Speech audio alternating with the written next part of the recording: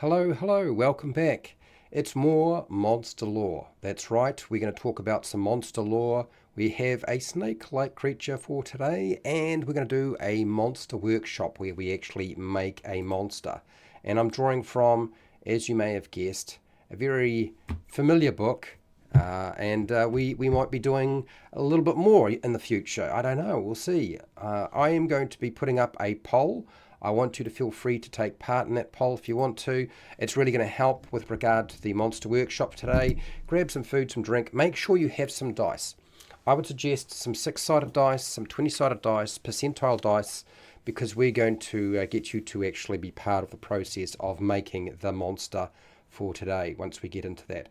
But before we do that, we need to actually cover the highlighted, the spotlighted monster and creature for today. So that's what we're going to do.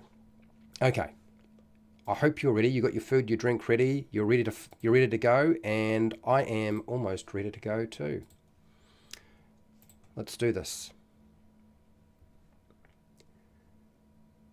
Hi, welcome to How to RPG. My name is Fred Weller, and today I want to talk about the monster lore for a creature from Esper's Emporium of Esoterica called the Flush Viper. And no, the Flush Viper does not live in the toilet, for those of you who are thinking maybe that's what's going on here. No, not at all. This is an extremely odd, large and dangerous creature. Like many snakes, it has some things that make it stand out. This is a Dungeons & Dragons 5e compatible monster. There is a stat block for it, but I'm going to be talking about the lore for today. So what do we know about the Flush Viper? Blue scales hide a slithering death in the water. Venom from razor-sharp fangs leaves the prey's skin crimson and discoloured. The Flush Viper is no ordinary serpent. The venom of a Flush Viper can kill in seconds. The Carvel Isle is the home to the Flush Viper, but it will tend to live on most islands that have some sort of lush forest. The Flush Viper relies heavily on its sense of smell because it can't really rely on its poor sense of sight, and so it has to rely more on the smell that it has from its forked tongue. Like most snakes, they tend to just smell everything. A very large beast, the Flush Viper grows larger than most pythons, and in fact the constricting and crushing strength of a Flush Viper is similar to a python when coiled around its meal. An exceptional swimmer, the Flush Viper is more at home in the water than on land. A quiet and stealthy creature, the Flush Viper prefers to ambush its victims and its prey, and it will tend to use ambush and stealthy techniques and tactics. The aggression level of the Flush Viper make it a match for any kind of honey badger. If you know anything about the honey badger, they just never let go. Well, unfortunately, the Flush Viper tends to be like this as well. With a remarkable gland system, the Flush Viper can actually spit poison and venom a short distance at its prey.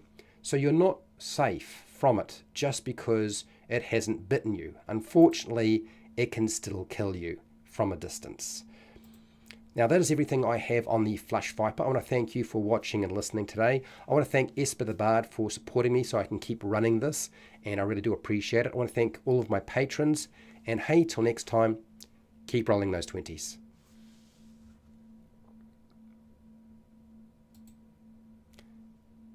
Okay, we're back. So today it's all about making some monsters. Okay, now before I get started into this, Esper has asked that I show you the entry in the book for the Flush Viper, so I'm going to do that, and then we're going to get straight into actually creating a new homebrew monster, the monster lore for our creature.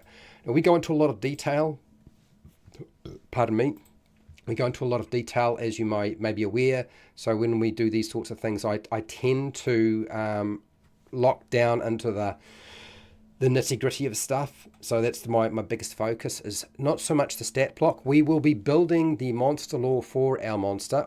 I'll try to do an AI art depiction of it today during the live stream, and I'll also be trying to do the overall broad strokes for the stat block for Dungeons and Dragons 5e. We won't be going into a huge amount of detail on that one, okay, but we will be doing 3 different things. So monster lore for our new monster, the picture using AI art very quickly, and then of course we'll be doing a sort of a stand-in template for our stat block for 5e.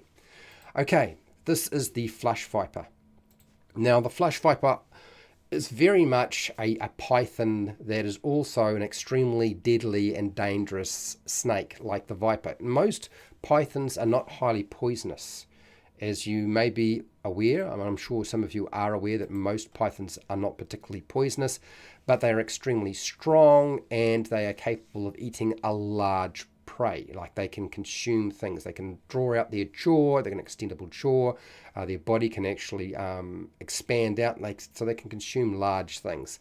So this is a combination of really a highly poisonous spider and the python, which is extremely strong.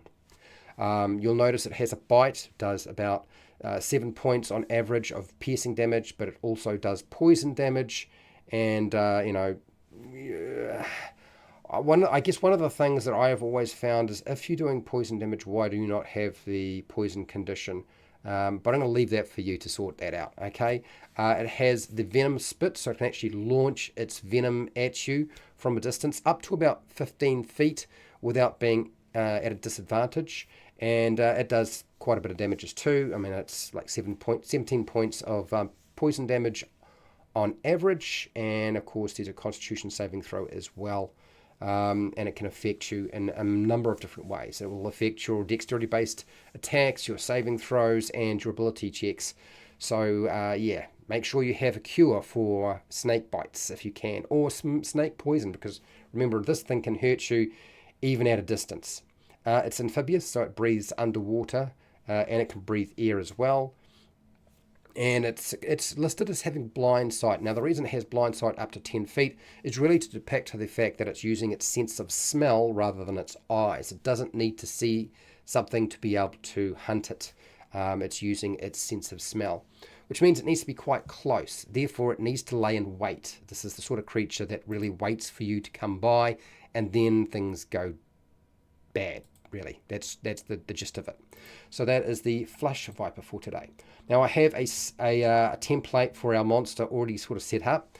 We're going to be getting you to roll some dice very shortly, but before I do that, I need to make sure my phone is working and I can see the chat, and then I'm going to see what the poll was and see what we have decided. I'm sure everybody's come up with an interesting solution for us. We have a number of tables. This is why I said make sure you have a table ready to go. Save or die poison keeps players worried. I'm sure it does. Okay, so before we go over to, and I start showing you the Google documents that I have, because I've got a whole lot of them listed up at the top here right now. It looks like we're going marine today. We've got 2 votes for marine, so a marine creature it is.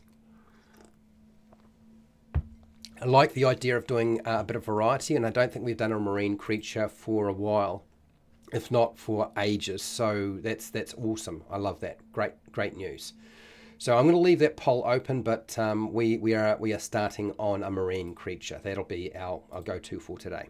So now that that's sorted out, let's go over here. Please use the chat. Please give your feedback.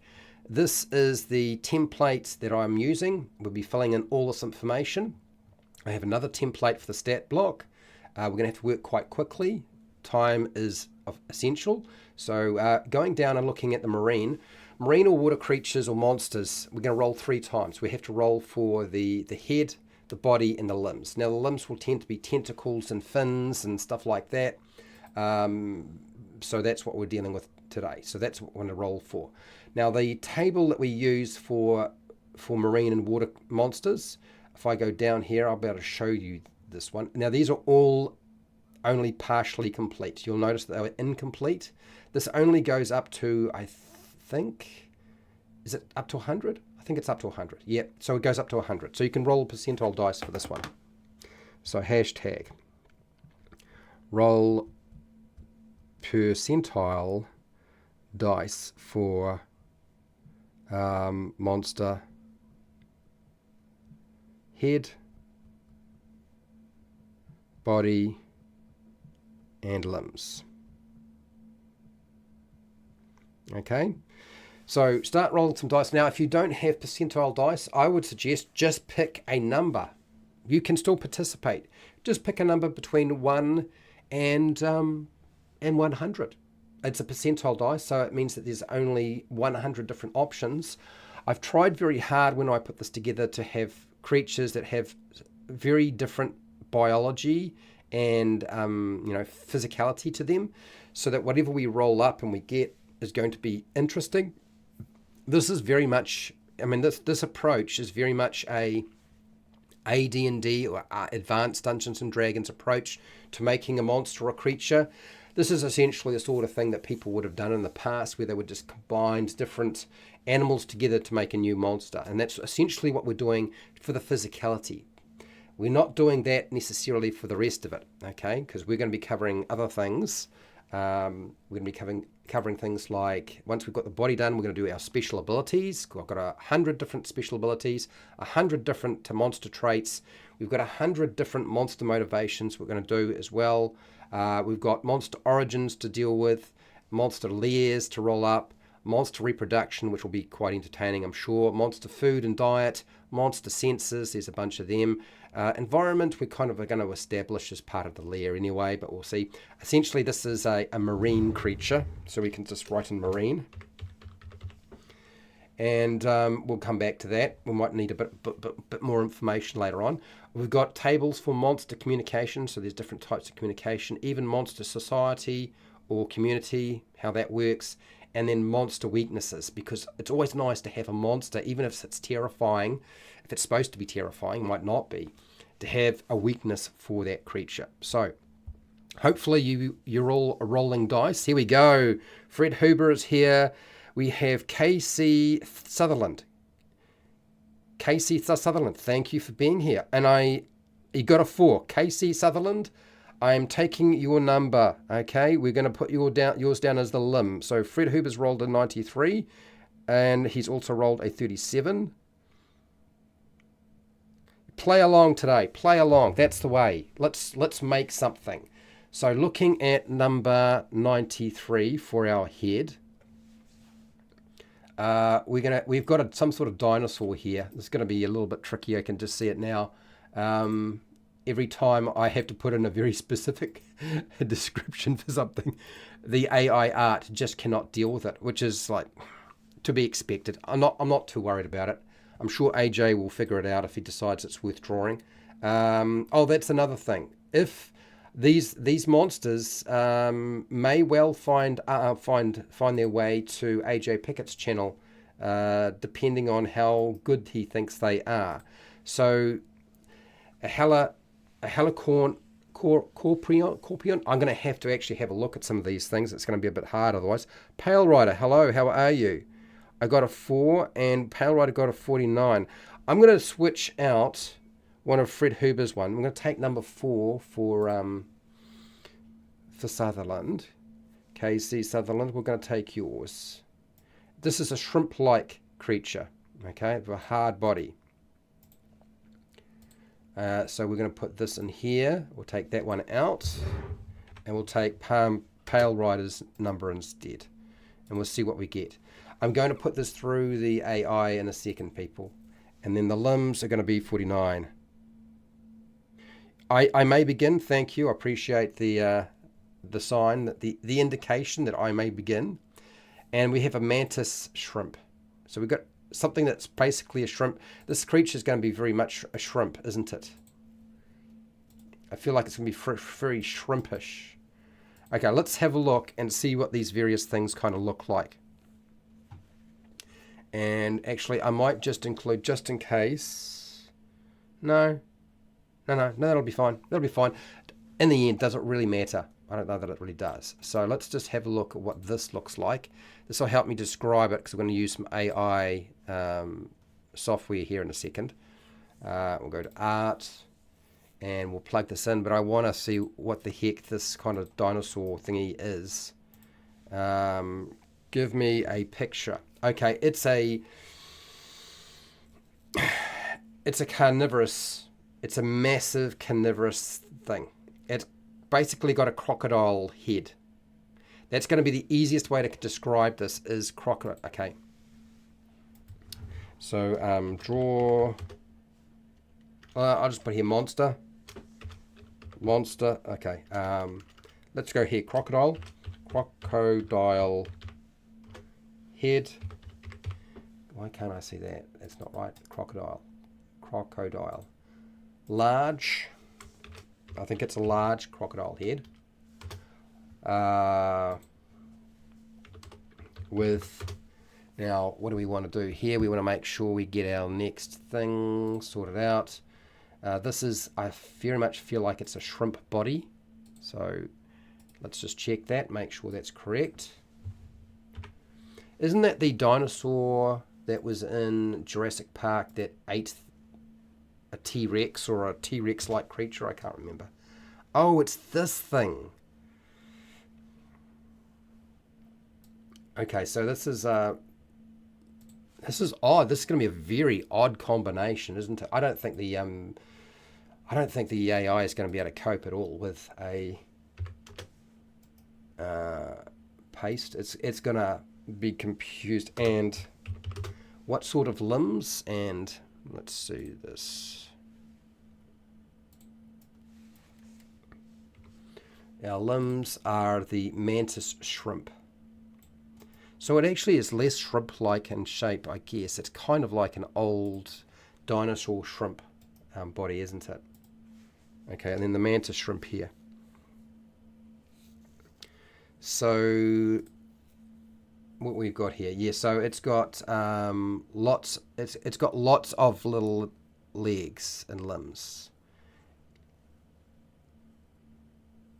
This is a mantis shrimp. Okay, all right. So I'm going to go over here and lots of mantis shrimp legs pieced. Legs. I think that's got it. Okay, let's see if we can pick the... Yeah, well, let's do this one. I don't think I've had much luck with that one, but we're going to try it anyway.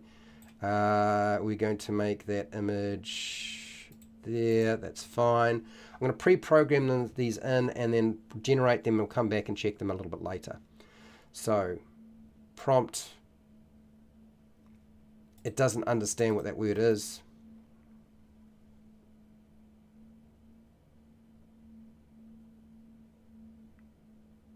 Okay, that'll do.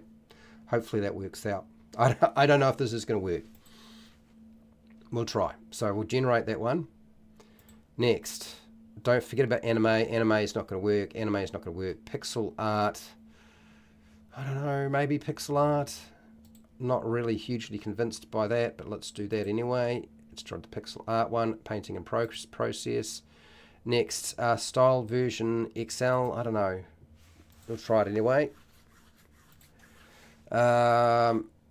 Gorgeous anime, no. Character sheet, no. Forget about that. Semi-realistic anime, no. It'll just draw a humanoid figure. That's all it'll do. Magic, I don't think magic works. I've tried it before. Hydra might, though. Hydra could work if it doesn't get confused. Photographic may work. So we'll try that. Forget about anime. Realistic. Extreme realism. Extreme realism, I think I have tried it before. We'll try that. Got a few in here. Extreme realism. Character. OC, no. I don't think that's going to work. I don't know what the heck that is. High fantasy. Have I seen high fantasy? No, high fantasy is just going to put breasts on everything. I'm pretty sure that's all it does, is it just makes everything have a breast. I've done that before. Pulp, I doubt it. No. Lyra might work, though. We can do Lyra. And what else? What's that? Portrait, forget it. It'll just do a human. Brushstroke, I don't know about brushstroke too much, so we'll leave that. Neon, I doubt it. Cinematic, I doubt it. Mood, I doubt it. Warrior, Art Deco, doubt it. Fantasy might work. That's occasionally done something that's all right, so we'll do fantasy as well. It's starting to draw some stuff. And then magic, watercolor. I don't know. Will watercolor work? I haven't tried watercolor. Maybe I should try watercolor. Let's try watercolor. And then going down, 3D. I've done 3D before. 3D art's sometimes all right. Argo and Argo 2 are complete waste of times. The other one's paper cut, not going to really work. So let's just do this one. And I think that's probably enough. Oh, we've got a few images coming through. So it is working. It is doing its thing. Which is nice. Okay, cool. Now that we've done that, I'm going to wait until all of these are processed. It's going to take a little while. It's still in the queue. So we'll come back to this a little bit later. Okay. All right. So let's start rolling up our next thing. We've done what it looks like, which is very bizarre. And we're going to deal with our monster special abilities. You've got some interesting names coming out. I can see that. We're making a lobster with teeth. Yeah, it does feel like that, doesn't it? Hashtag. Roll percentile dice for monster special ability.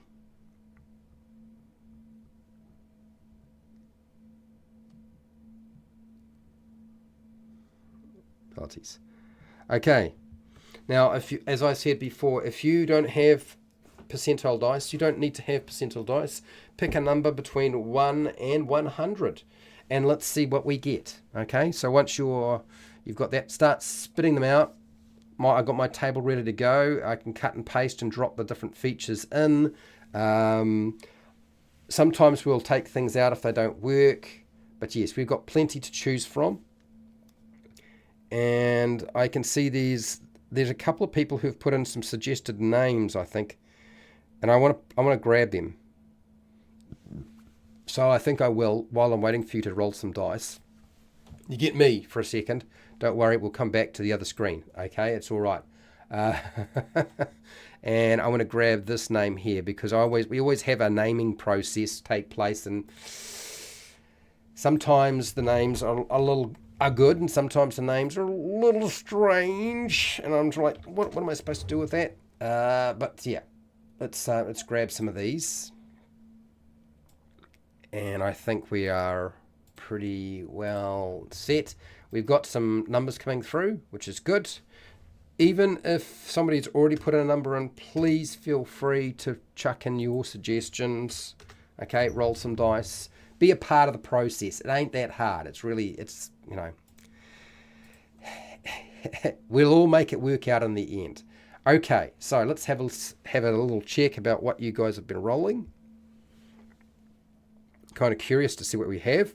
Here we go. We have Richard, the dungeon crawler. Well done. Thank you for being here today. Nice to have you.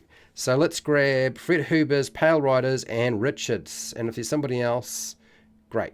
And I might not use all of these. Some of them I might drop. We'll see.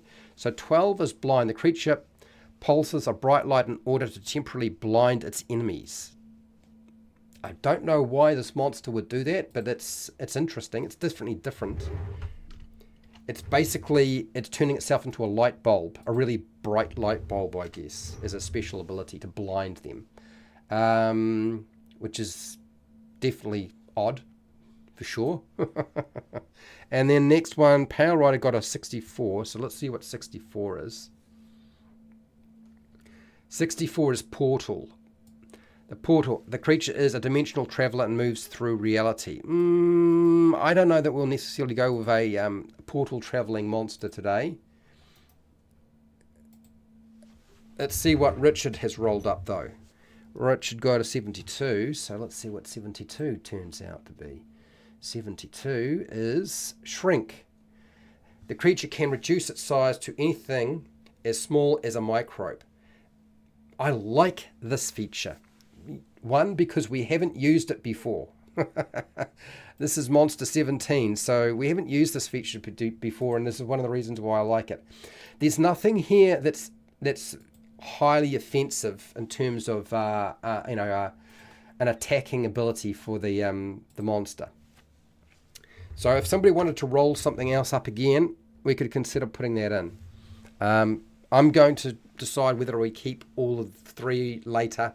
Right now, my favourite one is the blinding one and the shrinking one. Myself, I tend to like those the most. Pale Riders rolled up at 29. And KC is not here. We don't have a number from KC, unfortunately. 29. Let's have a look and see what 29 is. Enlarge. The creature can increase its size to anything as large as a whale. Okay. All right. Let's go here. So we've got 2 that are sort of at polar opposites of each other. Richard has got here. Portal sounds cool. We've done a portal-like creature before. We'll see how we go. So we've got shrinking, enlarging. We've got portal. We've got blinding. Now, we've got traits we need to deal with. So we're going to deal with traits next. Hashtag. Some things start to become obvious that they're going to work, and sometimes they don't, depending on how things work out. So let's go here and type in hashtag. Please roll percentile dice for monster traits. Now, traits are things that are always active that don't get turned on by the creature. I can add one. Yeah. KC, absolutely, add one. Give me a number between 1 and 100. Let's see what you get. Pick a number. I'm not going to close down that page yet. So you can let me know what you would like to add there, and we'll see if it's going to work. I'm all for it. I'm sure everybody else is. I try very hard to get people involved in these as much as I possibly can. Okay? And we make it easy for you. You don't have to come up with ideas. Like, you just roll a dice and pick something, and we see if it all gels. Do you know what I mean? I like it being able to shrink and grow with essentially no limit. You got an 86. Okay, so we're going to do the special ability for KC is 86. What did 86 come out as? The other numbers are related to traits, so 86. So KC, I need a number from you as well, okay, for the monster trait, because I'm doing this as a special ability. Tentacle wrap. Now, I like this. The monster can wrap, grapple, restrain, or pull other creatures toward it. Now, we don't necessarily have to make it a tentacle wrap. We could make it a jaw clamp. You know, because it's got a huge jaw. That's not what I wanted to do. We can make it a jaw clamp, and that would be an easy way to sort of include that as a special ability. So if I do this, and here, instead of tentacle, so it doesn't have tentacles, we'll just call it jaw clamp. The monster can grapple, restrain, can grab, grapple, restrain, and pull other creatures towards it with its mouth. Oh, no, not towards it. The monster can grab, grapple, restrain, or restrain creatures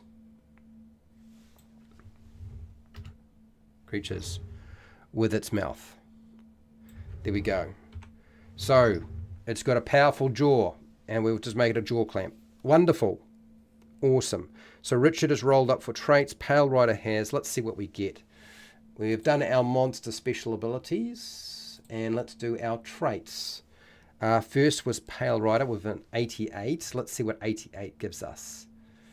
88 gives us a smell sensitivity. Has a very strong olfactory nerves that detect scents as a long way off that are hard to detect. So, really strong sense of smell, basically, is our first one under traits. Now, traits, this one tends to fit under senses. So we might wind up moving this, okay?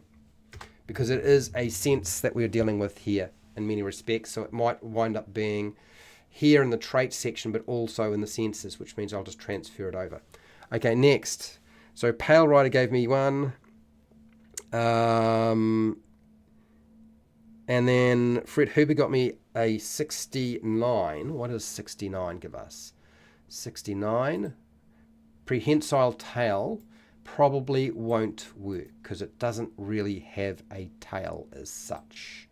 So I don't think that one's going to last or survive based off the biology of the creature. So we're going to put here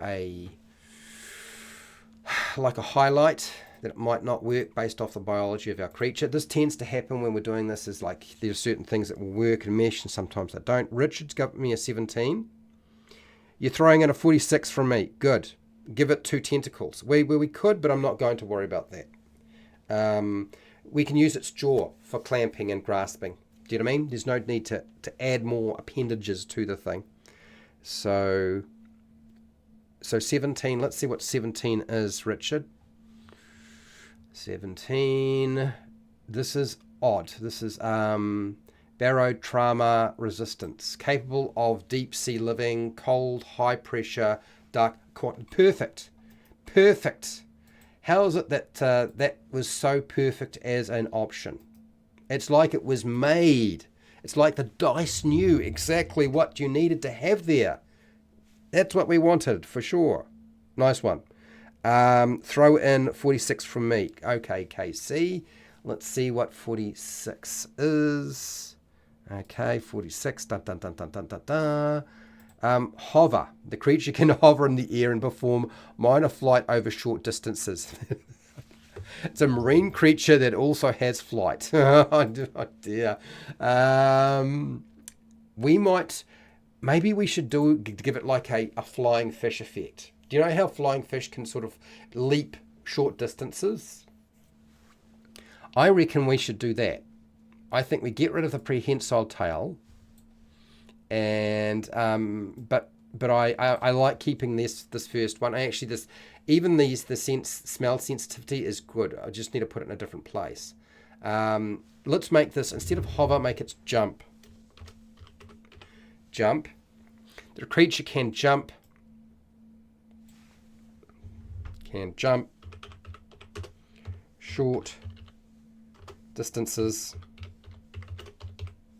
in the air and perform minor flight over. Okay, the creature can jump. Can jump.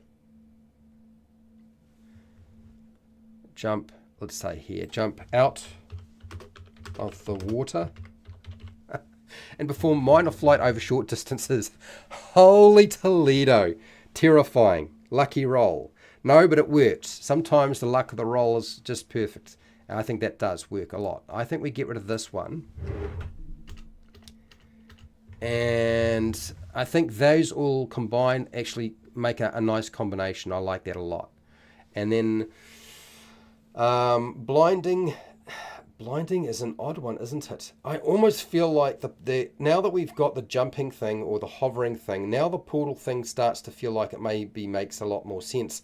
I'm even thinking of keeping the shrinking and enlarging feature so that it can do both, along with the jaw clamp, the blinding, and the portal. There's a lot going on. I'm going to be careful I don't do too much, but we'll see how we go. So that's good. So we've got that down. Let's see. That's monster traits are done. We've got to do monster motivations. There is 100 of these things too, by the way, people. Hashtag roll percentile dice for monster motivation. All right, people, let's go.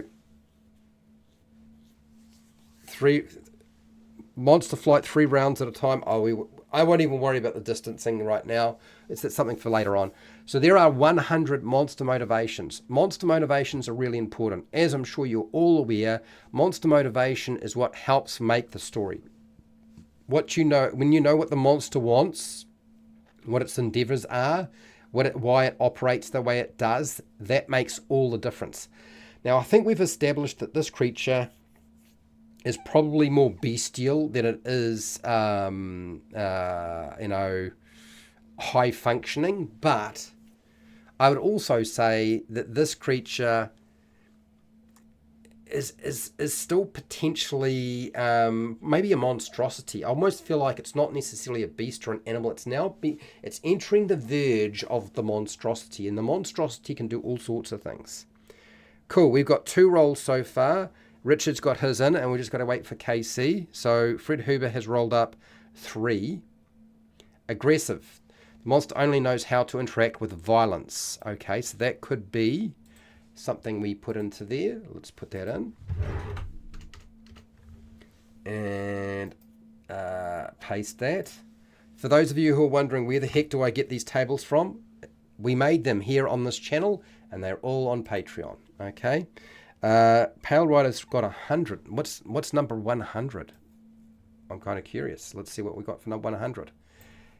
Xenophobic. The monster wants to end all life forms because it hates everyone not like it. Okay.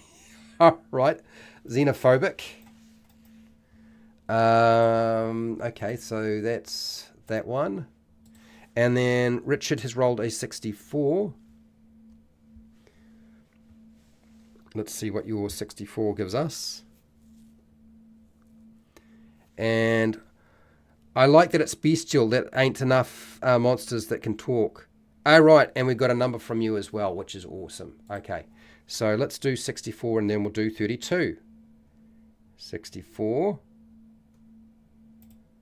Obsessive. The creature is fixated on a particular object, creature, or item. That's an interesting concept. We'd have to definitely flesh that one out if we were to use it. If somebody can come up with an idea. I'm putting in 4 different things. That doesn't mean we use all 4. We might use a combination of them. We might use less of them. It just depends what works. And then 32. You reckon 3 and 100 work together? I suppose they could. That's true. I suppose they can be. I mean, you can say that lots of creatures are aggressive, particularly if they eat meat. So yeah, I would agree. That makes sense. Right, 32. Let's get that one. 32. What is 32? Here we go. Friendship. Oh, I don't know if this is going to work. The monster wants a relationship of mutual trust and support. I don't feel like what we've rolled up so far is leaning in that direction.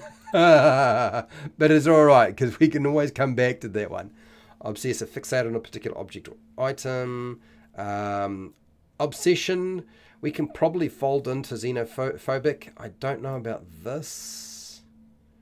I feel like we've got a lot of stuff leaning in the direction of being a fairly aggro creature. But that's beside the point. Defend its eggs. Oh, okay. That's not so bad. That's actually not too bad. We're not going to go with your ex-wife. Let's not bring your ex-wife into here. We're not turning your ex-wife into a monster on my channel.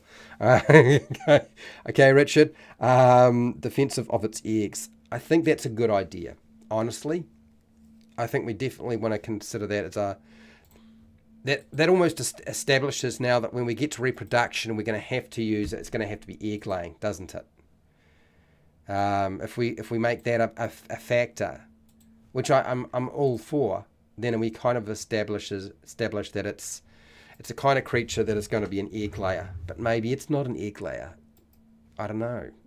Maybe it's something else. I don't know. We'll see. We'll put that down for now, and we're going to do Monster Origins. Monster Origins is going to be fun.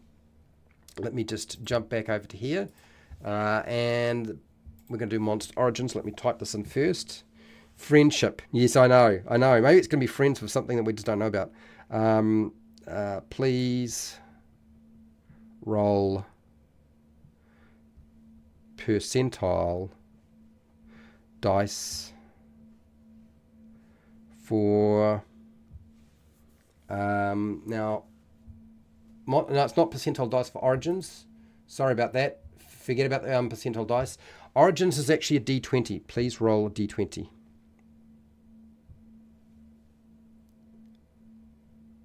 Bum. Come on. My phone is not letting me do what I want to do. Sorry, people. Please roll D20 for Monster Origin. Okay. There are 20 Monster Origins. If we roll up Curse, I'm probably not going to use it. it's just I've found the curse to be really hard to incorporate into these, and it's not my favourite one at all.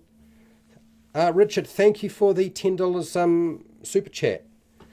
Dinner time for me. Keep it up. Good work. Thank you very much. I really do appreciate the $10. Thank you so much for doing so. Please feel free to chuck in your number before you go to dinner. Okay. You gave me a super chat, but you didn't say what number you wanted to roll on the D20. So it would be good if you can do that before you go and have some food, and then I can incorporate it in, or try to. Fred Huber got a 7, which is curse. I'm taking curse off. Yeah. Sorry, you know how I feel about the curse. It's always a pain. It always causes me trouble. And I know it's on here as an option. I just don't feel like I want to deal with it. Lucky 13. All right, KC. 13 it is. Let's see what we got here. Resurrection. The creature is resurrected from death as a monster. I don't know if this is like have we just created an undead marine creature? Maybe that is what it is. Which sort of says a lot of stuff, doesn't it? It sort of suggests quite a bit. I'm going to leave people to continue to vote. Okay, Fred Huber's rolled a 19. There we go. Thank you. I'll take the other number. Virus electronic. I don't think it's going to work. A malicious software code replicates itself inside another program. I don't feel like it's going to work. Richard got a 32. 32 is actually a bit too much, mate, because it's only a 20. It only goes to 20, this table. 32 might be a bit much. We need a different roll. It's all right. This happens to us. This is why we roll more than once, and then we decide on which one is kind of going to work or fit best. Not an exact science. What you wind up at the other end is usually something you would never have thought of yourself. Does that make sense? So you don't need to worry too much about that, KC. Okay, so let's have a look here. Monster Origins. Resurrection might be the only one we go for right now, unless we get a different roll from somebody, because I don't want to do the virus, electronic virus, and I don't really want to try to do the curse thing. I don't think they're going to work very well, unfortunately. So resurrection might be the way to go. Anyway, we're going to do the monster lair next, and I need to remember what table is it. It is it's this table here. Hashtag.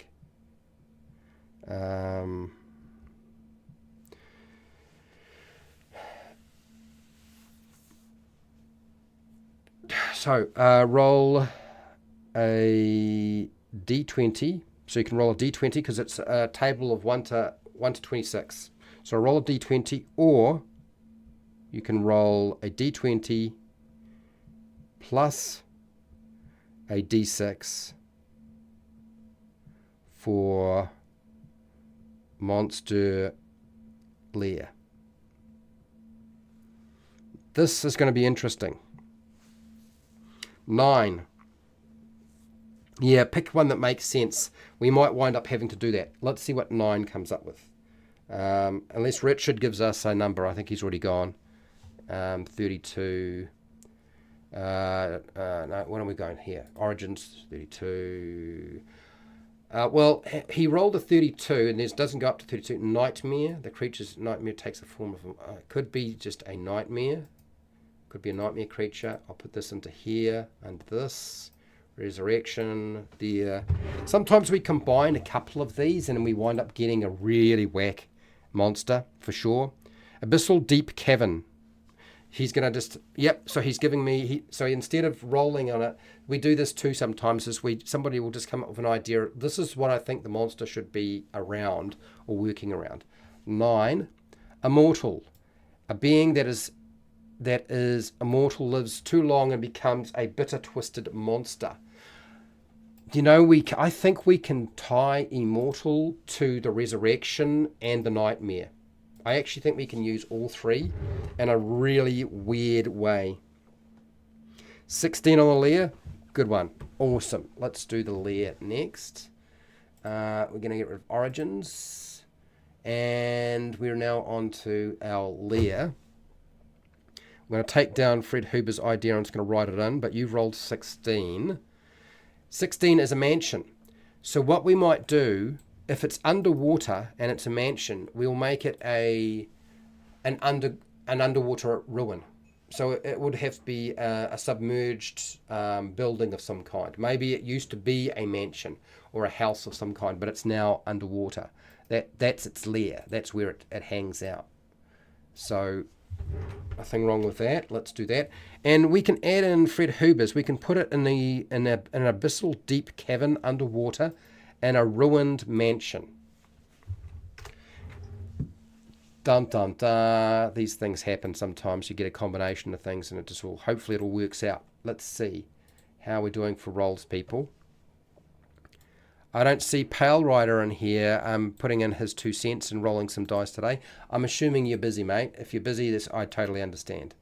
So this is what I'm going to do. Is I'm going to take both those and plug them together.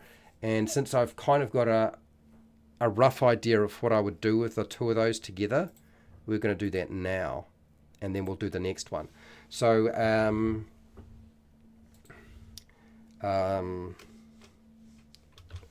the monstrosity, I feel like it's a monstrosity, lives in a abyssal, in a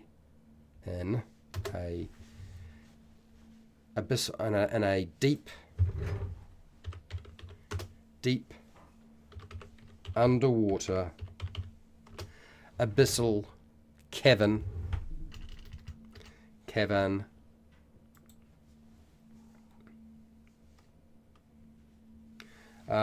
lives deep underwater. Lives deep underwater in a abyssal cavern and a ruined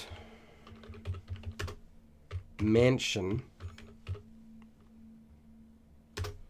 at the bottom of a abyssal cavern. Okay. I think we covered all our bases there. We got there. Sheesh. Talk about... how's that for combining 2 ideas into one? I think that did pretty well, if you ask me. Let's get rid of this. We have now given it a place. I think we have also established that this is a one-of-a-kind creature, potentially, based off this location. And I want to do next the monster reproduction. So we're going to do monster reproduction. So I'm going to get you to roll on that table in a second. Just give me a second to sort of get my bearings as to where I'm at. That's type. We're now on meet. We've got 24 for monster reproduction. So let me just pump this in first. Hashtag. Roll a D20. Now it's a D. There are 24 different options. So we're going to do it. There's 2 different ways you can do this. Or roll D20 plus, darn it, plus a D4 if you've got a D4, or pick a number between 1 and 24, okay, for monster reproduction. I think we're going to, production. I feel like it's going to have to be egg, but maybe we can combine something here that'll work. And hit the button. Okay. It's going pretty well, Dirt. We're actually doing all right now. We've got quite a bit of stuff going on here. A few things to sort of work our way through. It's time to do reproduction. I need to go and use the toilet and take a toilet break. So while I'm doing that, you're going to roll some dice. I'll be back in less than 5 minutes.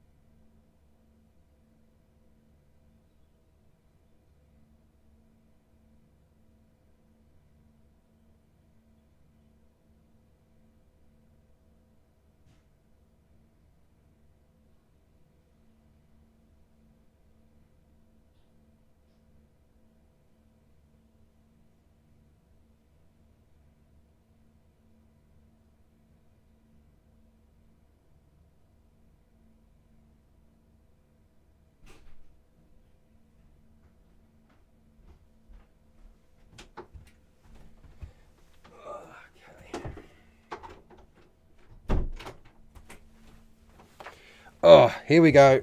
I'm stepping in, backing into it. Let's see how we're doing with our rolls, people. And okay, so we were rolling up for reproduction, weren't we? How are we doing here? Eggs make sense. It can't hatch until a parent. We're knowing the past lives. This fits the immortality and rebirth from. Fair enough. Right, Dirt has rolled up 11. You're all welcome to roll up your own dice if you want to. Abyssal is 4,000 meters. 40,000 meters. Okay, all right. Okay, so we've got that. Reproduction we were on, and we have 11. Let's see what 11 is. Mitosis, the monster splits into two identical, fully formed creatures. Good lord, that would be something.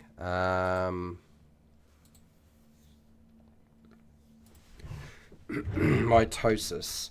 We might be able to use mitosis in combination with the egg-laying idea.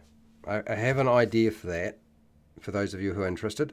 Murray, hello. He's rolled a 26. I think 26 is more than 24 in our table. So it only goes to 24. So it's going to have to be unique. Okay? Unique. The monster is one of a kind and doesn't reproduce or have offspring. That would be what would wind up happening if we wound up going with that way. Murray, you have to let me know. Okay. Okay, it only goes up to 24 the table. So 26 might be a bit much. I don't want to make every single creature unique, so maybe we can twist that a little bit. Anyway, let's see if I can pull over Fred Huber's suggestions about the egg laying and the mitosis and combine those. Let's see if that can work. Let's go here, copy. I will add an egg. The egg can't hatch until a parent dies. Okay. Well, I'm not against that idea. And I think what we do is we'll take the egg concept and we'll incorporate the mitosis. Does that make sense? So let's do this, mitosis. The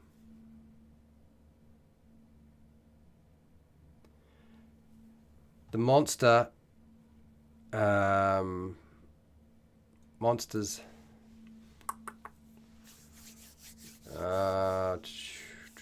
Okay, let's do here. Two identical form here. So the egg. So let's go here. There's going to be no sperm. There's going to be it's going to have to do its own thing. So it's going to split. The monstrosity.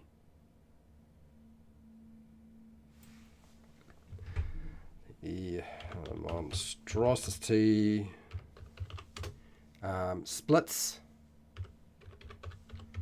its DNA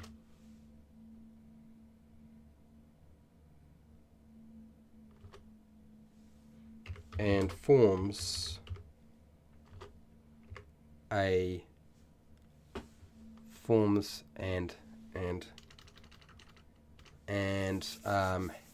hatches a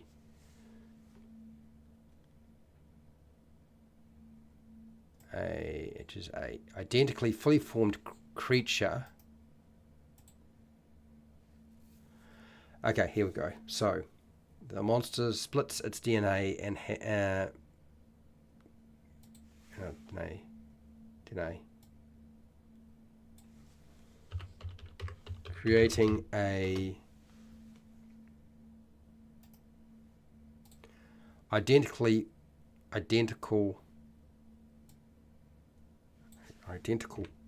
creature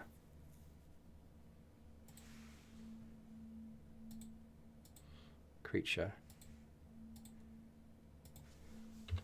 that hatches from an egg. There is no male and female. There is only one of these things. So we've kind of got mitosis going on, but not completely. The egg can't hatch until the parent dies. And the parent is reborn with all its knowledge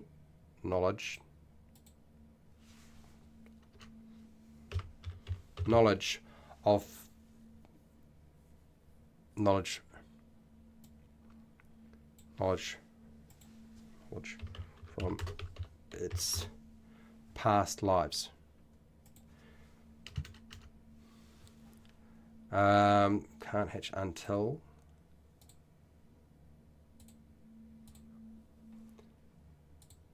I think that's not bad. I think that's pretty good. And instead of unique, the monster is one of a kind. And we'll get rid of it can't have offspring. So we still got that. It is one of a kind. It is very much a creature of its own.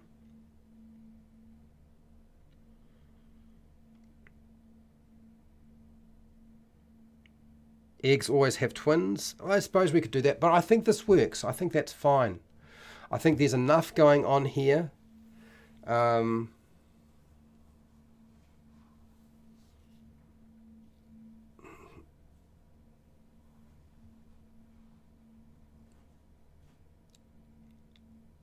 Let's just, yeah, I think that's going to be fine. Honestly, I think that's a nice combination of the two.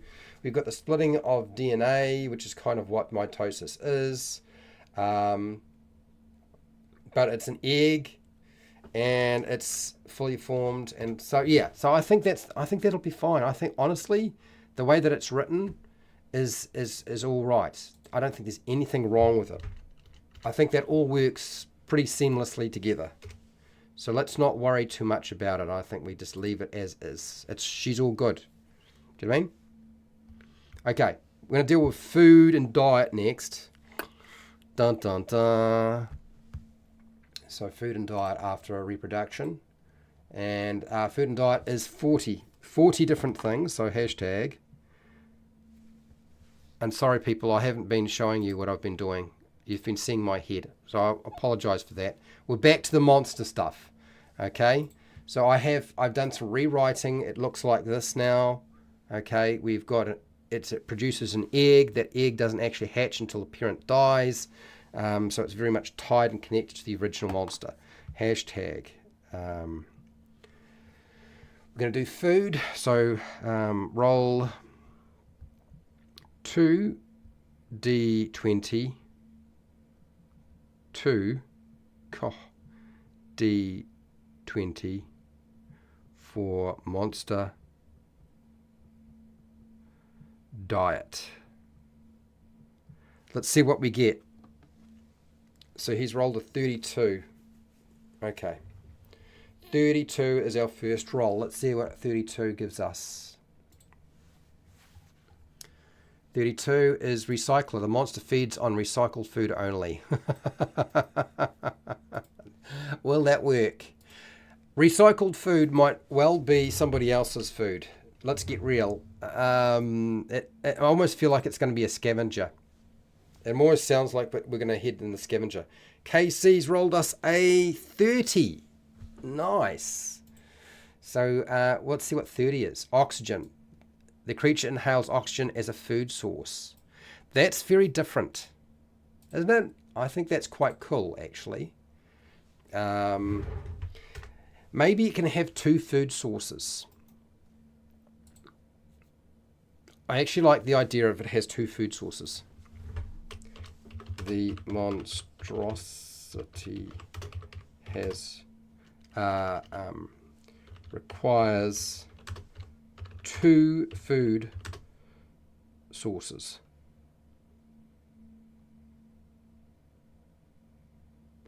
Actually, let's make it 3. Make it 3 food sources. Food sources. Because remember, humans have more than one food source required. Humans require to survive, they need water, they need oxygen, and they need, physical organics to consume. Whether that's plant or it's animal, it's still 3 food sources. So we can have 3 food sources with our monster. That's not a problem at all. So 3 food sources.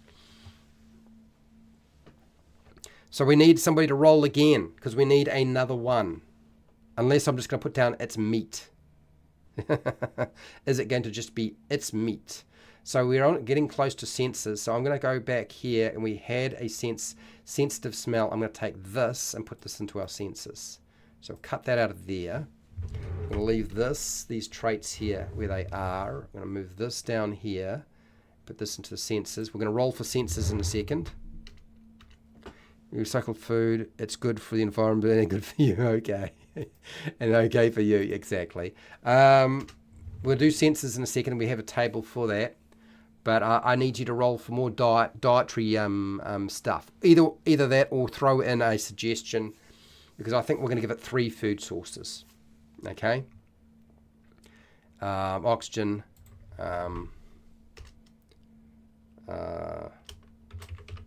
Salt water. The creature requires salt water to process the oxygen and something else. Okay. Meat is good. Bacon preferred. Bacon. Yeah. Sea pigs. It feeds on sea pigs. Okay, KC, what have you got here? You got us a 17. Let's see what a 17 is, eh? Be curious. Emotions. Dear.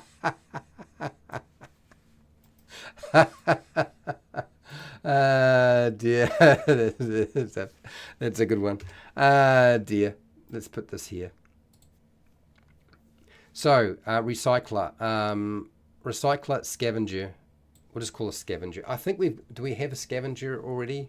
We might have scavenger. No, we don't. But recycler, scavenger, it's kind of the same thing. I think we can rewrite this as scavenger. The monster feeds on meat and other creatures that have already been killed by another sea creature. Animals. Whoopsies. Animals. Okay, I think that's kind of covered it. I think we're all right. I made a white dragon addicted to lemon what? Which destroyed the city to get it. Really? Lemon sherbet. Emotions. We might just... I'm going to just put that in yellow. We'll see if that actually survives. I think we're doing all right, though. Scavenger, recycler. Scavenger, recycler, I think it works all fine. This here... This is different. I don't know what's going on here with my sizing. Is it because I've messed something up? That's 12 and that's 11. I don't know why that's 11 when it should be a bit bigger than that. So I guess that's bigger. Okay, there we go. All right, keep going. Let's do the next bunch. So we're doing senses. There are 40 different monster senses. Hashtag roll 2d20 for monster senses.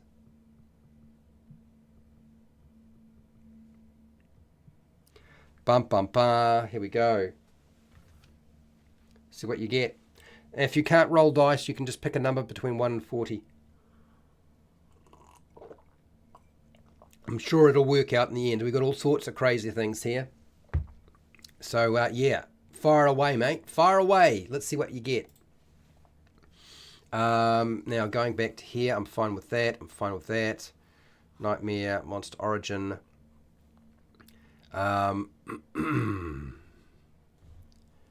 Immortal.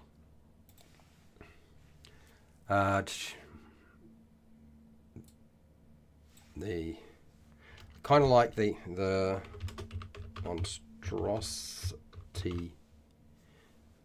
is immortal. Is immortal and lives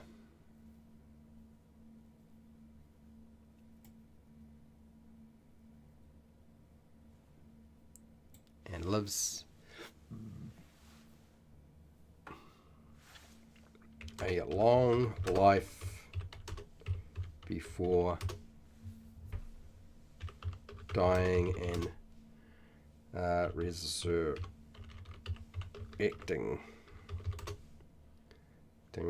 from a egg. It's kind of like the I mean, it's just not like the flaming phoenix, isn't it? It's just not a, yeah, I think that's really what it is. So it's kind of like a combination of that, if you think about it. How are we doing? We've got some dice rolls? Good. And you got 2. Oh, nice. Nice one. Let's get rid of the friendship thing. I don't think it's going to be friends with anybody. Xenophobic, we can do that. Fixated. Object. Defensive eggs. Obsession. The creature is fixated on protecting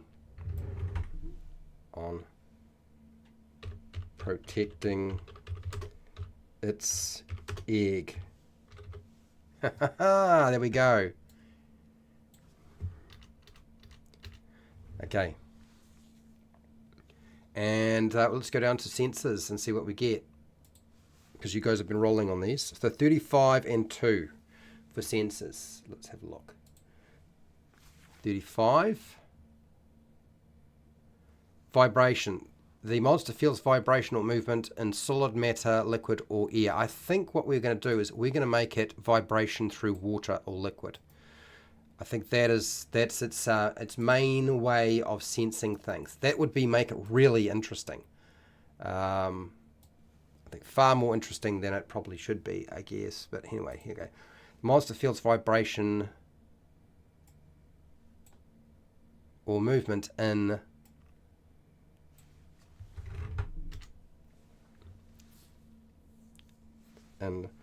water and salt water and water and liquids. That's how sensitive it is. It's not sensitive enough to feel it in the air. It doesn't feel it through the ground, but it senses it through the water. So that's how it finds things that are moving or where they are. And then 2 from KC. Number 2 is what?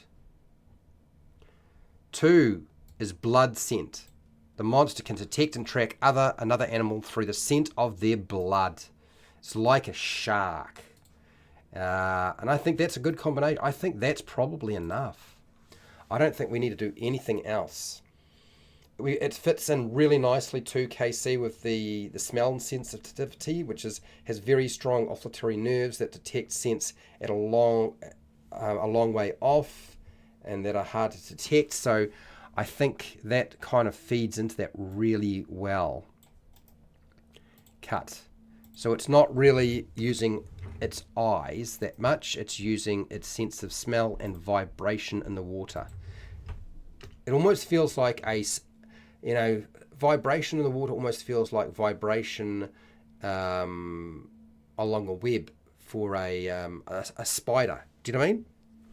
So that's quite interesting. I like that. That's a good combination. It's actually coming together. I mean, whether you think it's not or it isn't coming together, I actually think the monster's really working out quite nicely so far. It's going to keep going. Let's do the next one. Since nobody else has rolled anything else, that's fine. We've got our senses. Let's do communication. And I will type this in. Hashtag roll 2 D20 for monster communication. There's a communication method that it uses. There are lots here. There are 40. Let's see what this rather unique monster or monstrosity, how it will respond and communicate with somebody. So let's see you guys roll up some numbers. You can pick something if you want, if there's something that sort of stands out to you and you think that's the one I think it should be. It would be really hilarious if it was bubbles. It communicates, it releases a pattern of bubbles through its saliva to send signals. That would be, we haven't had that one before. That would be quite cool to incorporate that one. What else have we got here that we could use? Now, like I said, one of the things you'll notice, the more we build the monster's lore, the more the monster gets locked into a certain type of monster, which means that more and more everything that we do winds up needing you to pick from the table rather than roll from the table. So if you see something on the table and you think that's the one it should be, rather than roll it, just say that's the one it should be. Do you know what I mean? There are, as I said, a bunch of these things. You may not be aware of all of them. Fred Huber reckons it should be number 4. Okay.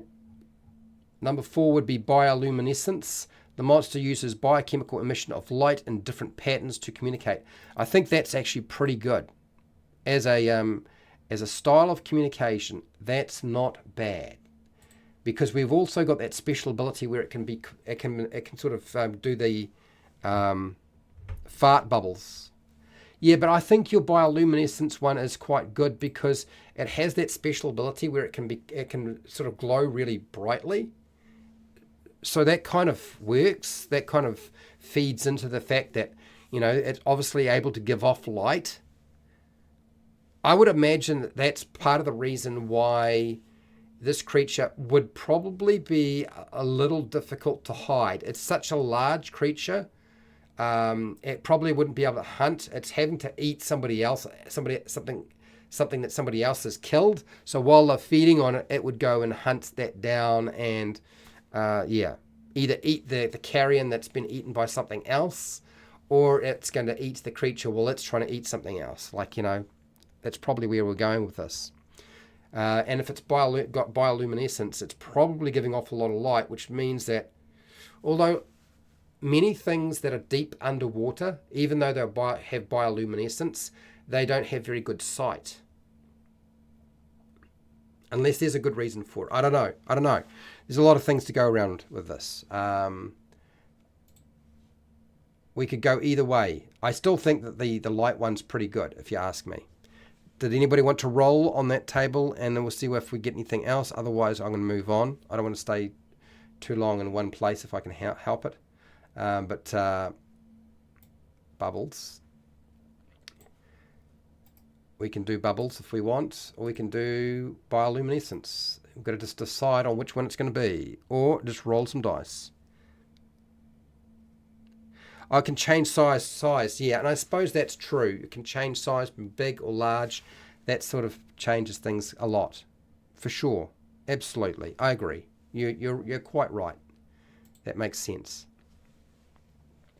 Okay, we're going to move on to the next thing because I've got to keep going. And yeah, I've been waiting for the next lot of dice rolls, and I think it looks like we're going to get no more dice rolls, so we're going to go for the next one. We've got 2 more to do. Then we'll have a look at the picture that's been drawn, and we'll do a monster stat block with what time we have left, and I'll try to tie and connect some of this stuff together. We'll see how we go. Okay, so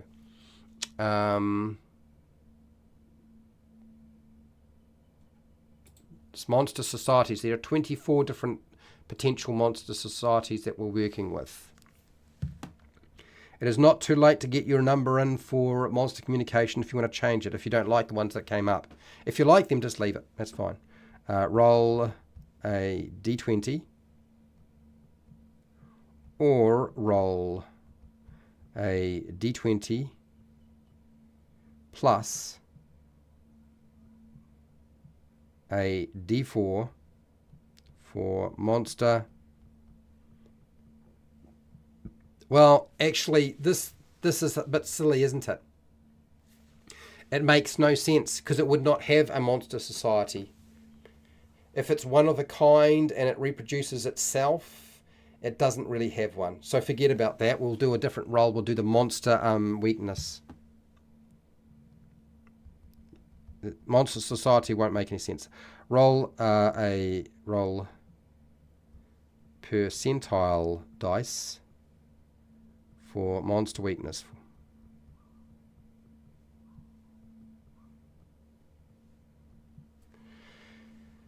Yeah, it's obviously a solitary creature. You're right. I had forgotten that we've kind of put it into it's a solo, yeah, it's a solo creature again. Prefers its own isolation.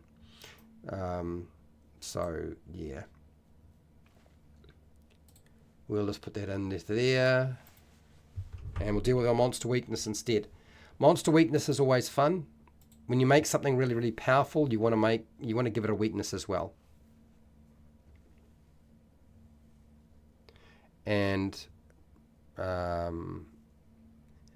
okay, solo. The monster does not have a society because it's one of a kind, and doesn't interact well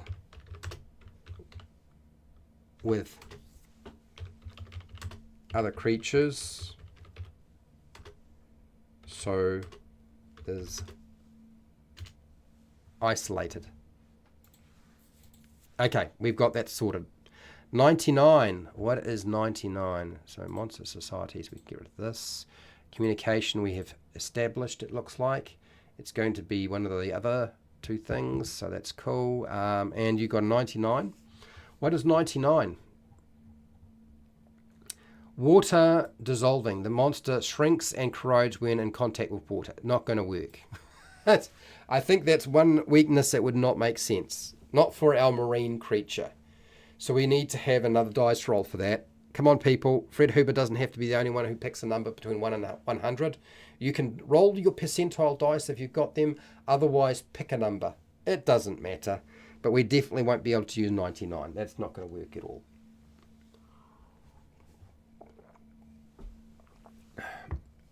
Going to be too hard to make that functional in any way. It's funny how these things come. You know, you start working with something and then hang on, that's not going to work. I think we'll get rid of the emotions.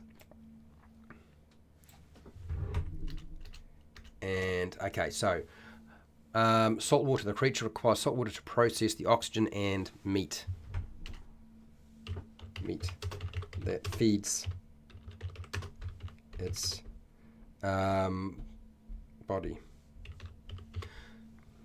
Okay, Derp's got a 41. Let's see what 41 is. 41. Dun dun dun dun dun. Gambler. The monster will bet on anything with everything it possesses. I don't know that's going to work. We're going to probably... All right, Cal-Rel has got a number. Fred Huber's got another number. Let's have a look. Number 2 is agoraphobic. The monster fears places and situations that might cause panic, helplessness, or embarrassment. And 36. This might be a little odd. Let's... I mean, I don't know. Is this the weakness that it has? I'm going to put it in there for now because it's just funny. I would have to rewrite it. I don't think it's going to work quite like that. I think it definitely would need some adjustment. But let's get the 36 that Cal-Rel has rolled up. 36. 36, 36, 36. Here we go. Fey Blood. The creature is vulnerable to iron weapons and cannot enter a residence warded by iron horseshoes. You know, I like that a lot. I think that might work. Oh, God. Don't do that. Take that away. Okay. Let's go copy. And let's put that in as a weakness, and I can rewrite that a little bit. So let's trim it down. Fey blood, the monstrosity.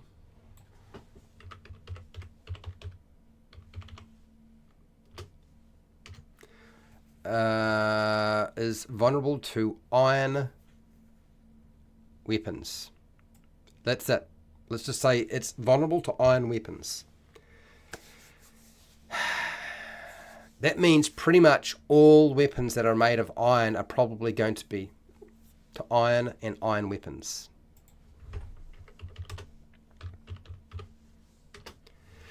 Do you remember there used to be a thing called cold iron? You know, we could even make it silvered weapons or silver, vulnerable to silver or silvered weapons. That would be fun. That would be kind of like a very sort of werewolfy, but I actually like the idea of it being iron. Is there a special type of treated iron? I think iron and witches used to be a thing. I think we go with this. I think that's probably a good one. The monster fears places and situations that might cause panic, helplessness, or embarrassment. I'm not so sure about that one. I'm not sure how I would make that work right now. But we have most of the monster lore that we required is here. And I think we're going to keep the portal. I think we're going to keep the jaw clamp. I'm going to connect the shrink and the enlarge together, and the blinding thing as well. I think works as well. So I feel like there's a lot going on there for sure. But I'm all right with that. I'm kind of all right with that. So what I'm going to do is I'm going to do a monster stat block with this in a second. But I'm going to get you to name this. What? And I'm going to show you the pictures. What is the name of the monster? Don't say Bob. Don't say Bob. Okay. Come up with a name for our monster. Let's go have a look at what we have with regard to that and what it would look like. See if the AI art can actually do it without making a big, huge mess. I wouldn't guarantee it, but. All right, so there's a bunch of things here. This one is related to something else that we did, which was a mess. So we will just ditch this one. And it is wigging out a little bit, but okay, here we go. I think this is the first one we had.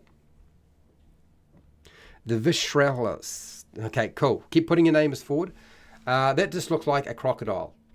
Kind of pointless. So we've got a crocodile head, and we've got a crocodile head. There's nothing going on here. That doesn't work either. That's only part of the creature, so waste of time. Waste of time with that one. We can delete it. And these can go as well, because I believe AJ came up with a much better picture for that monster when we made it. So okay, let's see what this turns out as. It's just a head. Oh, that's hopeless. What was that called? That's pixel art. Oh god, I'm never using pixel art again. Forget about pixel art. Ditch it. Let's move on. Let's try again. This one here. It is basically just a head. It is just a head. It's just a head. It doesn't really know what to do with that. Okay, so clearly that didn't work. This one here. Let's try this one. This is just to put a crocodile head in the middle of nothing. I don't know what's going on here. It's a bit of a mess. That there is a bit of a mess. That's a bit of, yeah, I don't think that's going to work either. So let's ditch this. I did a lot of different cycles to see what we could get. That's trying to do something. Did this put a lizard head on somebody's body, a human's body? Really, it got confused, clearly. This looks better. Oh no, that doesn't. That doesn't. That doesn't. That's better. And it's just you can't see all of the little legs. I think there are legs underneath there. There's a great huge... I mean, That's probably the best we've seen so far. I think that image there, out of all of them, is probably the best I've seen so far. So we don't want to delete that one. I'll come back to this. Let's see if there's any more. That's a mess. That's basically just a crocodile with feet. I don't really think that's doing what I asked it to do. That's a mess too. It doesn't know what to do with that one. Okay, that's not going to work. Okay, so this is the problem when you try to use AI art to draw something. It doesn't really necessarily know what to do. Anyway, no, I don't know what that is. No, that's not what we asked for. No, that's not what we asked for. No, that's a mess. Do you know these little exercises with the AI art, quite often I like doing them just because it just points out just how silly AI art can be. That's a mess. That's not doing anything like that. But that's not what we're after at all. That looks like a happy chappy. No, we'll get rid of that. Okay, this one here. Not too bad if you were looking for just a lizard head, and that's not really what we're after, so we're going to ditch this one. This one is really the only one that feels like it's close to what we were trying to do. It's got kind of the body that we're looking for. It's just got these two big feet at the back, but it hasn't done the rest of the feet. It's kind of tried to do it, but it's not quite there. If that makes sense. We could upscale this one. Credit, Pro, no, we'll upscale it to that. That's fine, that's good enough. Upscale. I'm going to have a drink of water, and then we're going to do the stat block. I'm going to take down all of the names that you've created for this creature, and we'll see how that works. We have a couple of new names here. While we're waiting for this to process and do its thing, which I'm sure it will when it gets a chance. Upscale, 7 days. I don't know what the 7 days is all about, but okay. I think I've got most of it sorted. It's going to take a long time. Is it 7 days to upscale it? Is that the thing? Download image. There we go. Okay, so now I'm going to get you to tell me what the challenge rating for this creature is. What is the challenge rating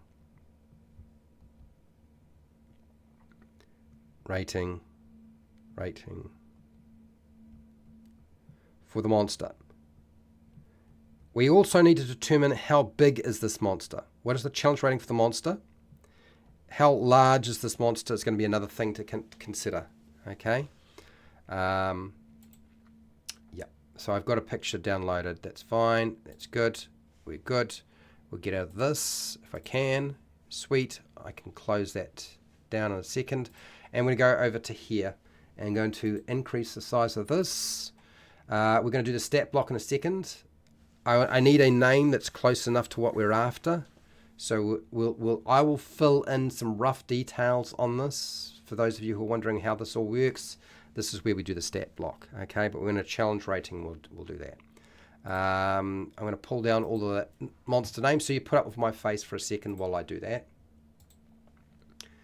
And Visheltus.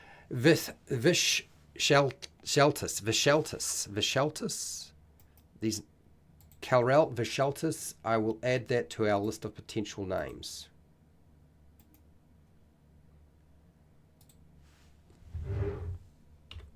And we want, what's the other one here? The Mahitabil. What is Mahitabil?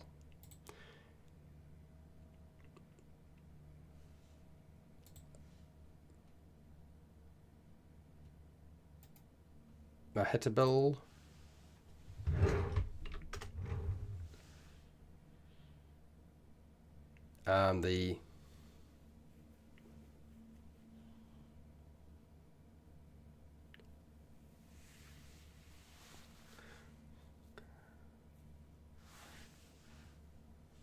That's another one. Hello, Matthew. How are you doing? Maybe it's like a sand shrimp.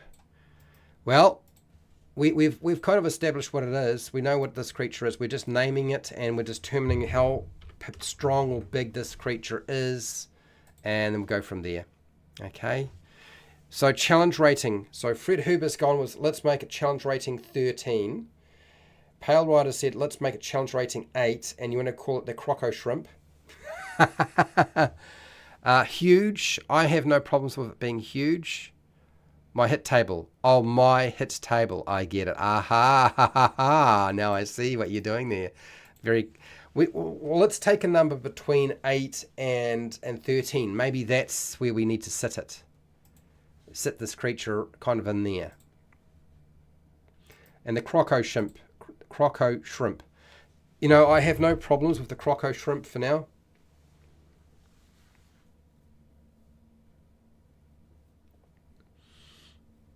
If somebody comes up with a better combination of stuff, then that's great. But let's call it the Croco Shrimp. Good Lord. Croco Shrimp. I think you've all been kind of leading towards it being that name so far. So I think that's pretty clear. So let's have a look. Real good. Okay, so let's move over to where we need to be, which is to the table where I start working on the stat block for this creature, and we'll call it the Croco Shrimp for now.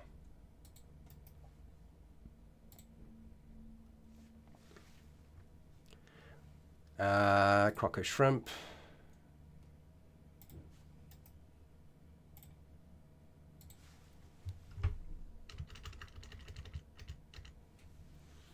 All right.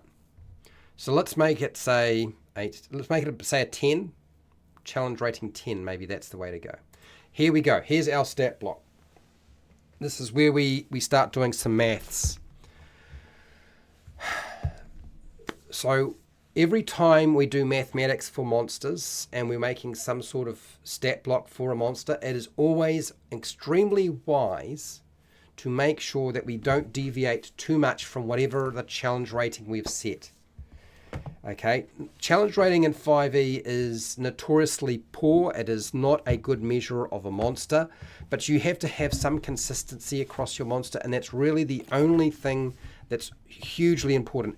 The only part about your monster that you can ensure in terms of the mathematics are working is your monster challenge rating, your monster proficiency, your monster armor class, your hit points, your attack bonus, how much damage you do around, and your save DCs if you have a save DC. Those are really the only things you have any kind of real control over. So because of that, that's where we sort of sit at with this. Okay, I'm going to put a lozenge into my mouth. So I'm going to pick a challenge rating, then we're going to put our numbers in, and then we're going to see what we can adjust and what we shouldn't adjust. I am happy for this to be a huge monstrosity. I am fine with it being a huge monstrosity if you want to make it a huge monstrosity. So huge is perfectly fine with me. I think we've established that this thing is probably quite dangerous. It's got big teeth. It's got a few different food sources, so we've kind of made that quite clear. And Croco Shrimp.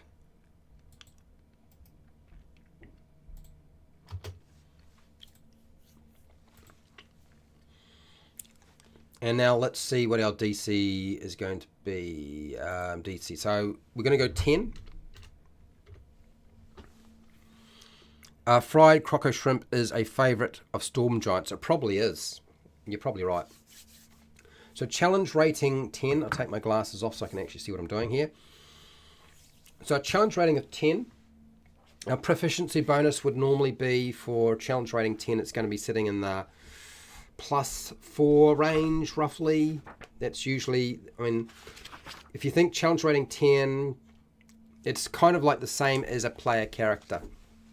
Okay, so a player character is usually going to have a proficiency of about that. So we're not going to mess with that. It's best not to fiddle with that too much. Extremely fast swimmer. Okay. So you're going to give it a swim speed.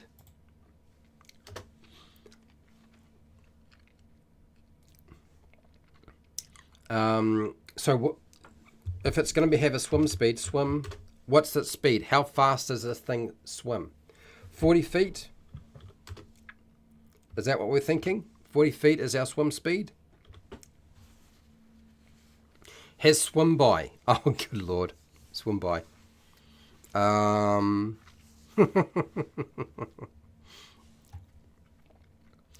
So the next thing. Our armor class should be sitting at about a 17. Now we could push it.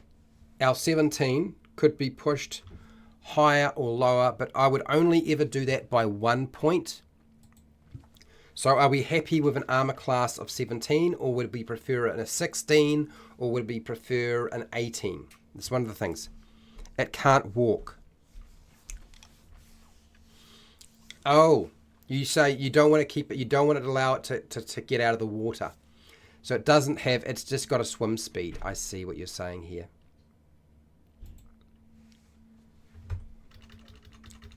So you're really only giving it a swim 60. You want to give it a 60 feet swim speed. That's pretty fast. I'm just thinking in terms of how that is structured. Normally with a creature that swims, crocodiles can be out of the water, but this one doesn't come out of the water. But what about something like the frog has a walking speed, but the octopus probably doesn't. Oh no, the octopus does, so it'll be a fish. A fish would have just a, what's it called? It's called a quiver. What's it? A killer whale. 0 feet. Oh, there we go. That's how that's written. Okay, I see the format, so I don't have to fiddle around with it later. So that's 0 feet, dot, comma, swim. So it swims as fast as a killer whale, which is also huge. That's actually comparable, so that's fine. Cool. We're all good with that one? Sweet. Done that. Nice job. So you need to let me know if you want to change the armor class on this thing. Otherwise, I think we'll just leave it at 17 for now. I don't think it's a huge issue. Natural armor, dexterity, so forth. If people want to come up with the strength, dexterity, constitution, intelligence, wisdom, and charisma of the monster, you're welcome to do so. But I'm not going to worry about that right now. Instead, we're going to move on and have a look at hit points. For a challenge rating 10, we really need to have something that's sitting within the range of about 206 and 220 hit points. Remember, hit points are a timer. They are not there to sort of, they're nothing more than a timer about how long the monster stays in the fight. That's all they are. Okay? They're not anything else. So I'm going to just highlight this little bit here. Put here, yep. Attack bonus. So it needs to have some sort of bite attack. It's not going to have a claw attack, so there's no point having that there. We'll get rid of this. How much damage it does, we'll deal with that later. So again, with attack bonuses, when you make your monster and you give it something that it can do, it's really sensible to think very carefully about how good is your monster compared to the players at that particular level. So this is what I want you to understand in terms of the attack bonus for a level 10 monster. It says here on page 274, which is the quick monster stat block builder. This is what I'm working with primarily. One of the things that, yeah, I think actually that's a good point.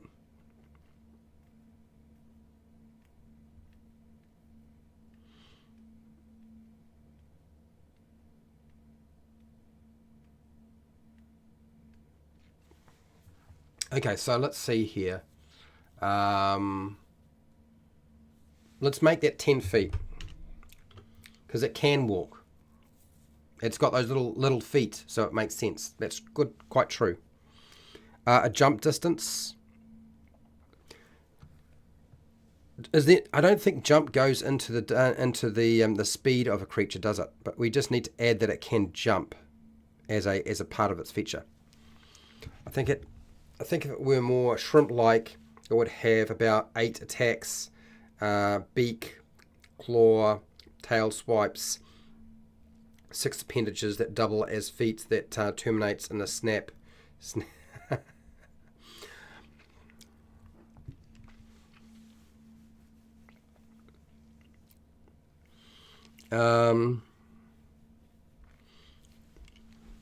Okay, that's fine. Let's do that. Let's move on to, where was I? So I was talking about attack bonus while you guys were talking about other stuff. Let's go back to the bite. +7 is where we were kind of sitting at right now. So here's the first thing I would say to you with regard to making an attack. If your monster is not as good as your players at hitting, it just won't do anything in your game. It just won't be able to keep up. So that's a really big, huge thing to consider, right? So we want to consider that. A tail attack. I'm not actually against the idea of a tail attack. I think a tail attack might actually work quite nicely. So if it's kind of like shrimp-like and it's got a tail like that, let's do that, tail. Don't know about claw. Remember, we've got special abilities that we can do stuff with as well.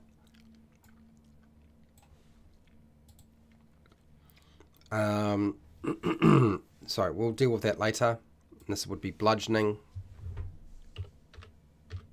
I think that's right. No, bludgeoning. Okay. So at level 10, your characters facing this monster have a proficiency bonus of 4. By level 10, they should have increased their primary attack from a 16 to an 18, probably around level 4. Okay, so now they got an 18, which gives them a +4 to add to that. That means that their attack bonus is an 8 at level 10, more than likely. And then on top of that, by the time they get to level 8, they will have taken their other ability improvement, unless it took a feat. And if they took a feat, tough shit, frankly. You take a feat, you suffer in some way, and that is your number in terms of attack. Okay? But they can max out, by level 10, a character can max out their primary attack to 20, which means they get a +5. That means you get 5 plus the 4 for your proficiency bonus, which means they have an attack bonus of 9.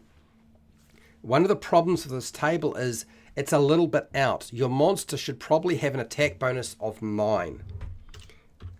Very much the same as your players.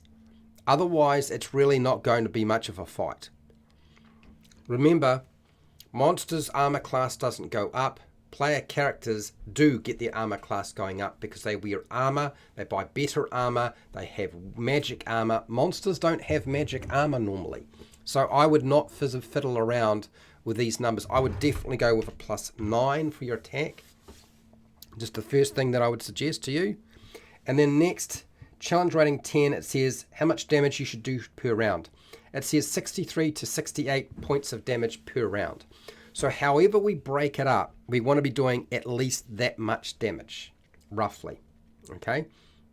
So damage per round in the brackets here, I would put something like, now I'm just going to put this, I'm just going to highlight this here. Part of this is because it helps AJ and Wally and myself figure things out, but primarily it's to help me to realize which things I've adjusted and which things I haven't. 68. So that's how much damage we should really be doing on average pumping out, provided we can hit our target, that is. Okay. Our tail attack can hit one target, our bite attack can hit one target, but we also want to have like a grapple feature tied into that as well, which we're not going to have time to do because I'm not going to be able to cover all of this. We're obviously not going to have a sunbeam thing going on, but we can have flare. You remember how the monster we created had a special ability where it could blind you? Blinding flare. we're going to call it Blinding Flare. So we're going to introduce Blinding Flare. Blinding Flare. Recharge, so not a beam, but a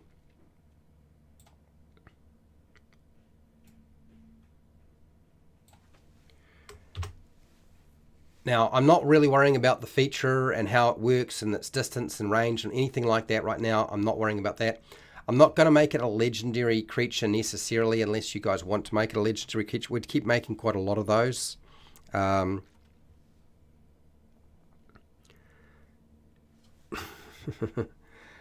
I want to do is I want to show you what the DC should really be for this thing. Now, DC 16, it says on the table on page 274 for a creature like this.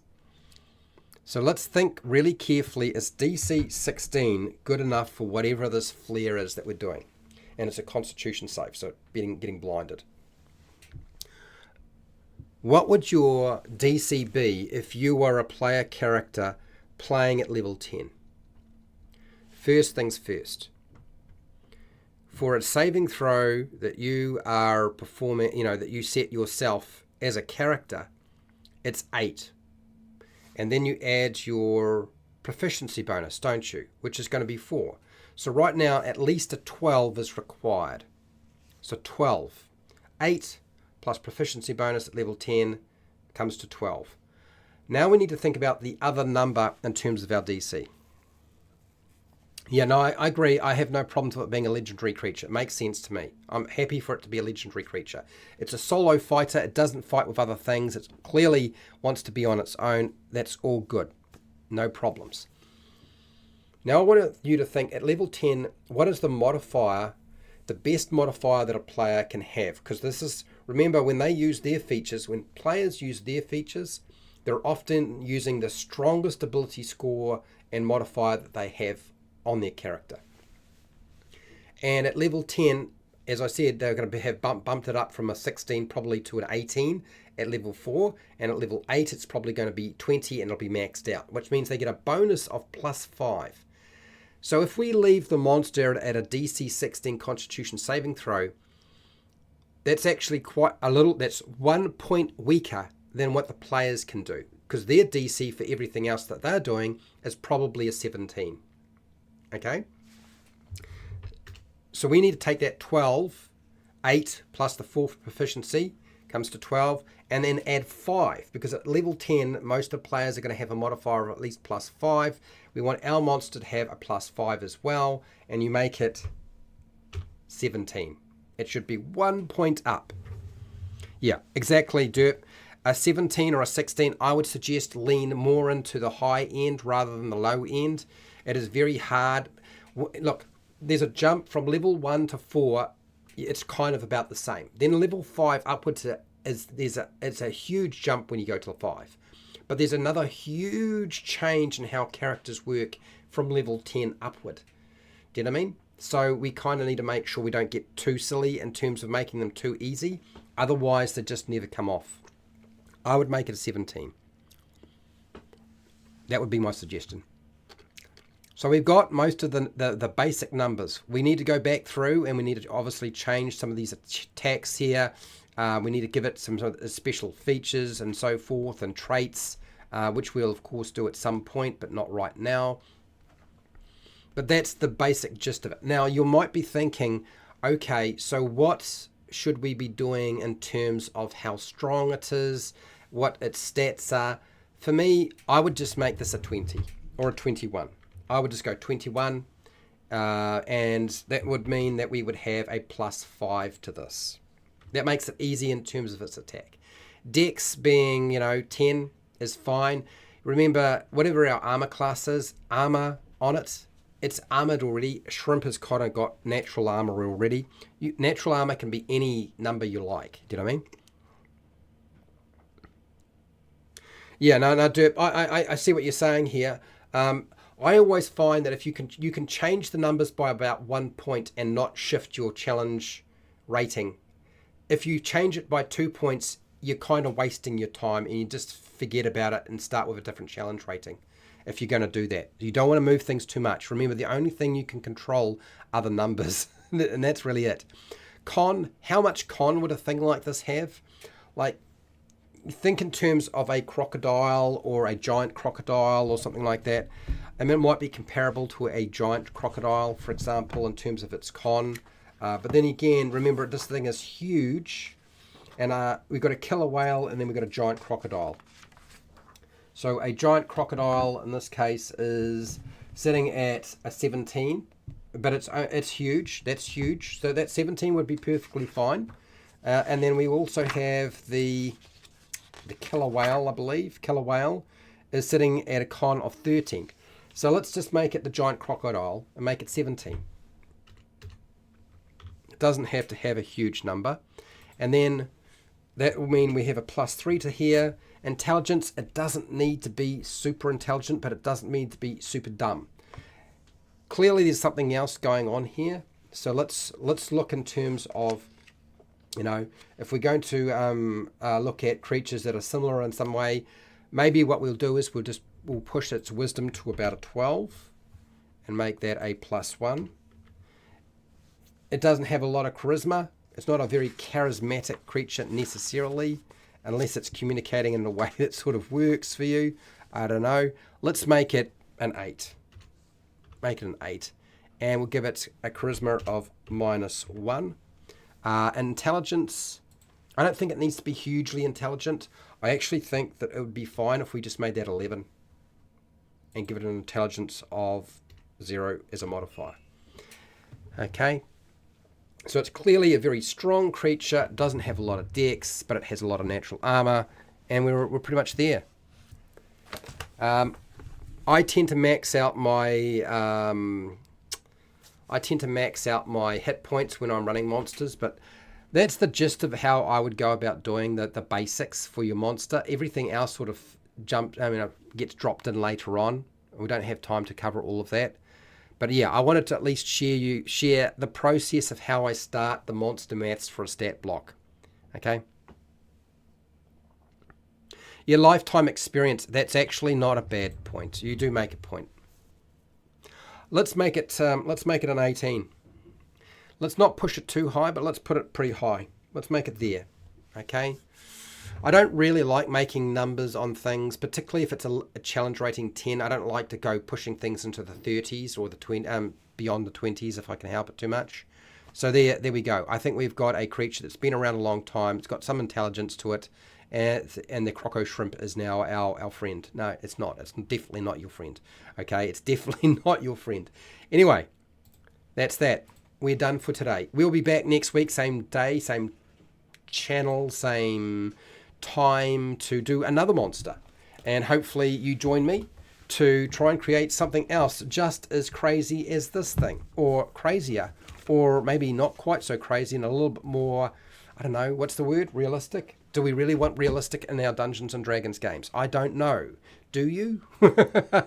I don't think it's necessarily absolutely required that you have a fully reasoning, realistic monster. It's nice to have some bits and pieces. We've done all the lore work. We've done a little bit of the maths on it. We've got an image that's roughly kind of what we want. Yep. So yes, thank you to everybody who's here today. I do appreciate it. Without you, this is just not possible. So huge thank you to everybody who's been watching and listening. Thank you for everybody who took part in the poll. It did end in the end. We got 9 votes leading towards marine, and we did a marine monster, so that's good news. Thank you to Esper the Bard for letting me do his monster lore stuff on my channel. And I want to thank all of my patrons who support me, because without them, this is just not possible. I really do appreciate it. I think it's fun to be able to get together and make monsters together, and I like doing it, and I want to keep doing it, even though a lot of people don't really watch this live stream. I think it still has a lot of value. Okay, I want to thank everybody who was in the chat. Okay, so thank you to Cal Rowell, Derp, Fred Huber. Thank you so much for being here, Fred. You make it all worthwhile by showing up every day, pretty much, for all my live streams. Matthew, thank you, Matthew, for your feedback. Pale Rider, who's been here, We had, I think it was Casey Sutherland as well. Casey Sutherland has put in a lot of suggestions today. And we also had Richard, who, and Murray Shack, also a patron, by the way. So is Derp and Fred Hoover. So, yes, thank you. And Richard, Super Chat. Thank you for the Super Chat, Richard. Richard the Dungeon Crawler. Really do appreciate it, people. Keep doing what you're doing. Keep making your own stuff. And you'll be surprised. You may not need to go and buy somebody else's stuff if you can just make it yourself, eh? Anyway, no matter where you are, please, whether it be the morning, the afternoon, or the night, look after yourself, your family, and your friends. Be nice to your neighbours. And hey, till next time, keep rolling those 20s.